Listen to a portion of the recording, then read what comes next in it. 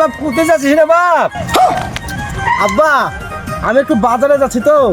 দাঁড়া দাঁড়া বাপ, তোর সাথে দুটো কথা আছে, দাঁড়া। लेकिन एक सेकंड তুই কোথায় যাচ্ছিস?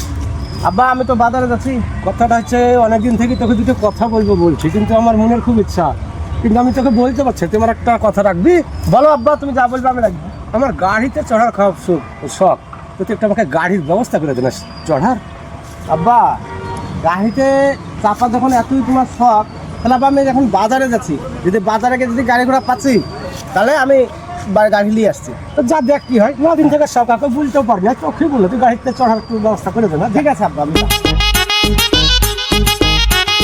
কি বুঝবো, বাড়ির মেয়ে ছেলেকে একটু গুছিয়ে গেছে, রাত টানায় সব রাখলে হয়। জলটা কিভাবে নষ্ট হলো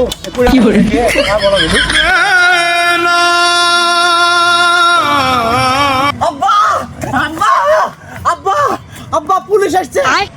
পুলিশ আসছে? কি করে? দাঁড়া দাঁড়া দাঁড়া, পুলিশ আসছে কেন রে? কিসের লেগে পুলিশ আসছে? আমি তো আন্দাজি পুলিশের ভয় দেখে পালাচ্ছিল। পুলিশ কিসের লেগে বলবি তো? আব্বা আব্বা তুমি বলছিলে না তোমার গাড়িতে চাপার শখ? আব্বা ওই পাড়ায় কালুর বাড়িতে চুরি হয়েছে, তাই পুলিশ ওখানে এসে সব পুছতাছ করছিল, আর আমি রাস্তায় হাঁটে যাচ্ছিল। আমাকে দেখে পুলিশ আমাকে ডাকলো যে এই বাড়িতে চুরি করেছে কে জানিস? আব্বা গো, আমি কি বলেছি জানো পুলিশকে? আব্বা আমি না তোমার নাম করে দিয়েছি। আব্বা কি করে? আব্বা তুমি বলছিলে না তোমার গাড়িতে চাপার শখ, গাড়িতে চাপার শখ তোমার মিটে যাবে। হ্যাঁ